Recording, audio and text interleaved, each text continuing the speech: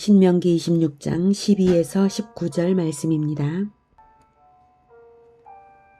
셋째 해, 곧 11조를 드리는 해에 내 모든 소산의 11조 내기를 마친 후에 그것을 레위인과 객과 고아와 과부에게 주어 내 성읍 안에서 먹고 배부르게 하라. 그리할 때에 내 하나님 여호와 앞에 아뢰기를 내가 성물을 내 집에서 내어 레위인과 객과 고아와 과부에게 주기를 주께서 내게 명령하신 명령대로 하였사오니 내가 주의 명령을 범하지도 아니하였고 잊지도 아니하였나이다. 내가 애곡하는 날에 이 성물을 먹지 아니하였고 부정한 몸으로 이를 떼어두지 아니하였고 죽은 자를 위하여 이를 쓰지 아니하였고 내 하나님 여호와의 말씀을 청종하여 주께서 내게 명령하신 대로 다 행하였사오니 원하건대 주의 거룩한 처소 하늘에서 보시고 주의 백성 이스라엘에게 복을 주시며 우리 조상들에게 맹세하여 우리에게 주신 젖과 꿀이 흐르는 땅에 복을 내리소서 할지니라. 오늘 내 하나님 여호와께서 이 규례와 법도를 행하라고 네게 명령하시나니 그런즉 너는 마음을 다하고 뜻을 다하여 지켜 행하라. 내가 오늘 여호와를 내 하나님으로 인정하고 또 그 도를 행하고 그의 규례와 명령과 법도를 지키며 그의 소리를 들으라. 여호와께서도 내게 말씀하신 대로 오늘 너를 그의 보배로운 백성이 되게 하시고 그의 모든 명령을 지키라 확언하셨느니라. 그런즉 여호와께서 너를 그 지으신 모든 민족 위에 뛰어나게 하사 찬송과 명예와 영광을 삼으시고 그가 말씀하신 대로 너를 내 하나님 여호와의 성민이 되게 하시리라. 27. 사랑하는 형제 여러분, 3월 22일 월요일 새벽 묵상에 오신 것을 환영합니다. 천국을 통치 개념으로 생각지 않고 장소 개념으로만 생각하면 큰 오해입니다. 구원받았다는 것을 천국이라는 장소에 갈 표를 확보했다는 것쯤으로 생각하기 십상이니까요. 하지만 천국은 하나님의 통치를 받는 것을 말합니다. 그러니 통치를 받는 상태를 유지해야 구원이지요. 표를 받는 사람은 표를 확보하면 다 된 줄로 여겨 마음이 방자해질 수 있지만 통치를 받는 사람은 마음이 더욱 겸손해지고 율법을 지키는 사람이 됩니다.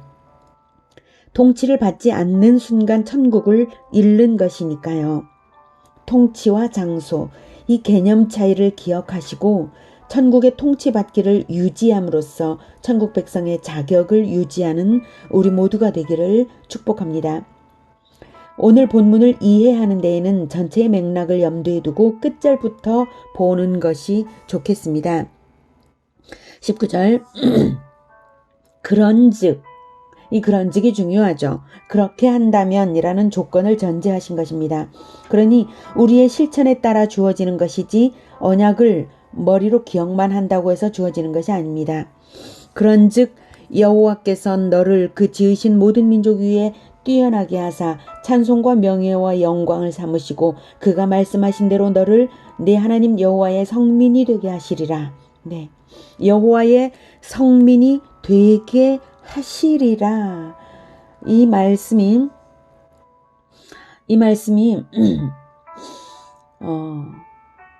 실천을 전제로 했다는 것을 확증하죠.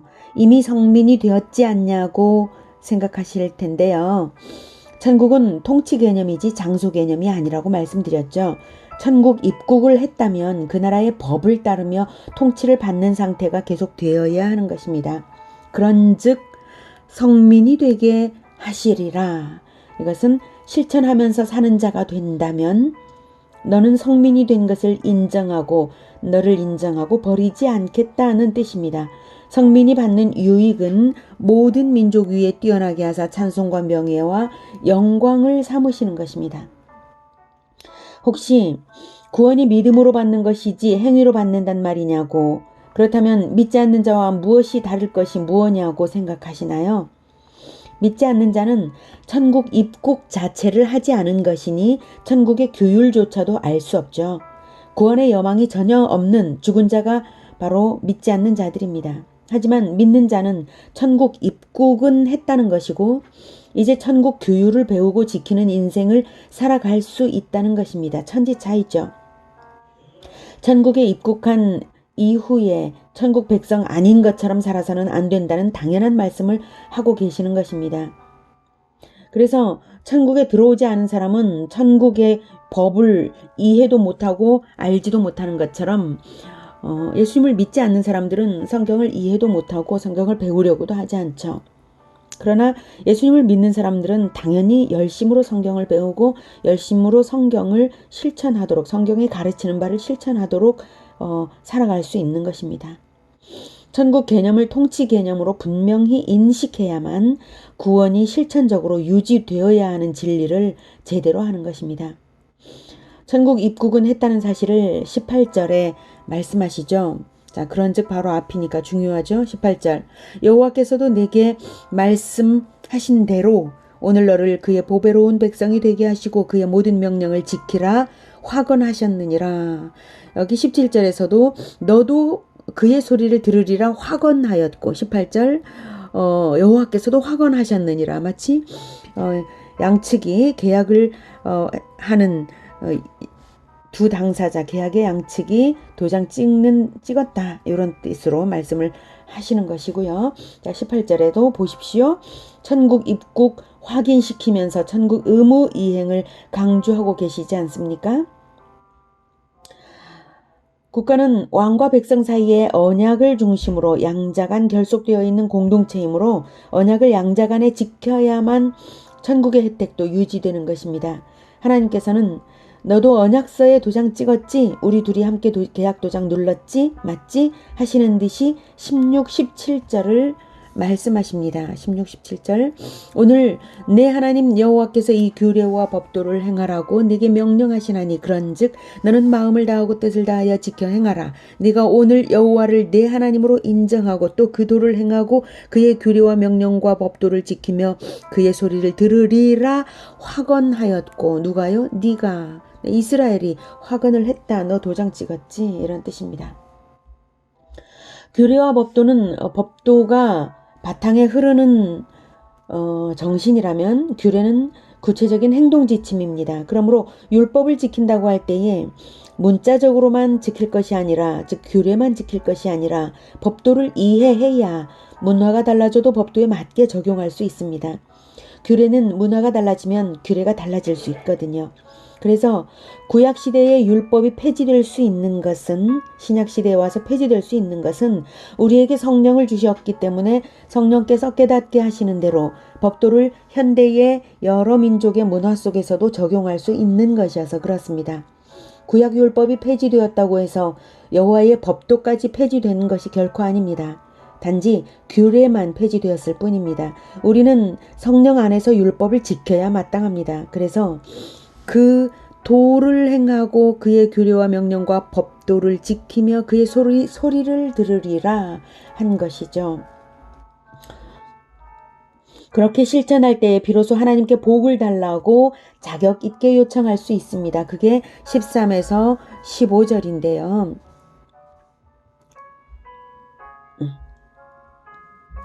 13절에 그리할 때에 비로소 명령을 실천할 때에 비로소 여호와 앞에 이르기를 여호와 앞에 아뢰기를 이리이리 할 수 있는 것이다 라는 것이죠.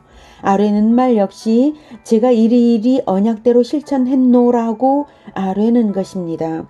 내가 주의 명령을 범하지도 아니하였고 잊지도 아니하였나이다. 14절 역시 같은 아뢰미 구체적으로 계속되고 있어요.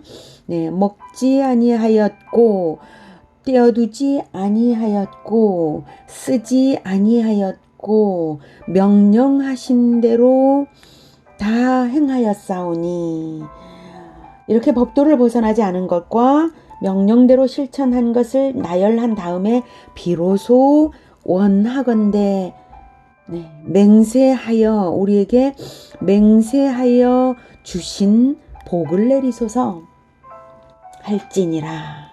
이렇게 12절은 여호와의 법도를 이해하게 하는 이제 핵심 명령입니다. 12절 보겠습니다. 셋째 해 곧 11조를 드리는 해에 네. 이 12절은 한마디로 내 이웃을 사랑함으로써 하나님 사랑을 입증하라는 말씀인데요. 12절이 말씀하시는 이 11조는 셋째 해 11조입니다. 일반적인 11조는 매년 드리는 것이고요. 그것 말고 제2의 11조가 있습니다. 신명기 14장 강해에서 이미 말씀드린 바가 있습니다. 제1의 11조를 뗀 나머지 10분의 9 중에서 다시 제2의 11조를 떼는 것인데요. 이것 역시 매년 뗍니다만 제1의 11조와 목적이 다릅니다.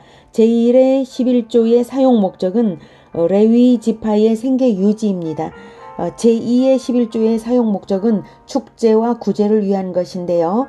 그래서 축제의 11조라고도 하는데요. 1년차, 2년차는 축제를 위한 11조이고 매 3년마다 축제를 위하기보다는 구제를 위하여 쓰라고 명하신 것이죠. 그래서 셋째 해 곧 11조를 드리는 해에 라는 말은 제2의 11조를 구제를 위하여 드리는 해에 이런 뜻입니다. 그 셋째 해의 11조를 이웃 구제로서 하여 하나님 사랑을 입증하는 것입니다. 11조를 내기를 마친 후에 그것을 나누라고 말씀을 하시죠. 구제를 위한 제2의 11조를 하나님께서 받으신 후에 다시 돌려주시는 것이라는 의미입니다. 그것을 돌려받아서 즉 그 제2의 11조를 하나님께 받은 것처럼 해서 하나님께서 레위인과 객과 고아와 과부에게 주시는 것이라고 나눠서 내 성읍 안에서 배부르게 하라는 말씀입니다. 이웃사랑으로 하나님 사랑을 입증하고 하나님 사랑으로서 이웃사랑을 실천하라는 뜻입니다. 제2의 11조는 현대 세금 제도가 확립되고 국가 주도의 복지가 확립된 나라에서는 제2의 11조 내는 만큼 세금 내고 있지 않습니까? 그래서 나라에 내는 세금으로도 되고 있다고 볼 수 있겠지만 세금을 안 내거나 또 세금 제도가 복지 제도로 적용되도록 확립되지 못하였거나 또 그럴 수가 있기 때문에 하나님의 이 명령을 주시는 뜻을 그 법도를 잘 생각하여서 내 성읍 안에서 내 성읍 안에서 내 영역 안에서 이웃 구제의 책임을 지는 것이 성민에 마땅한 도리입니다. 그 법도를 알면 현대에 맞게 적용할 수 있을 것입니다. 오늘은 이웃 사랑으로서 하나님 사랑이 입증되게 하시는 하나님을 만났습니다. 우리는 언약 백성이므로 언약을 지킴으로써 이웃 사랑의 규례를 지킴으로써 복을 요청할 수 있는 복지 백성입니다. 날마다 이웃 사랑의 기회를 찾아 실천하시면서 풍성한 것을 받아 누리시기를 축복합니다. 기도하겠습니다. 하나님께서 우리 주변에 가난한 자를 붙여주신 것은 우리에게 이웃사랑을 하라는 기회를 주시는 것인 줄로 압니다. 예수님께서 말씀하셨던 것처럼 가난한 자는 너희들과 늘 함께 있다.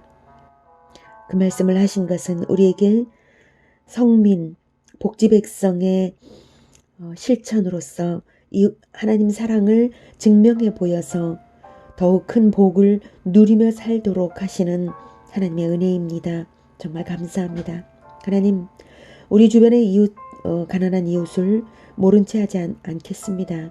주님, 우리의 마음을 중심을 붙잡아 주셔서 이웃사랑으로서만 하나님 사랑을 인정하시는 그 하나님의 마음을 깊이 헤아려서 하나님의 은혜로운 마음을 깊이 헤아려서 우리 역시 하나님의 은혜를 이웃에게 베풀어 나눌 수 있도록 베풀어 나누는 그런 행실을 잊어버리지 않도록 주님 우리를 도와주시옵소서.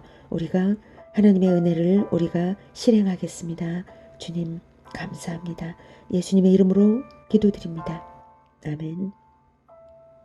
이어지는 시간은 개인 기도 시간입니다.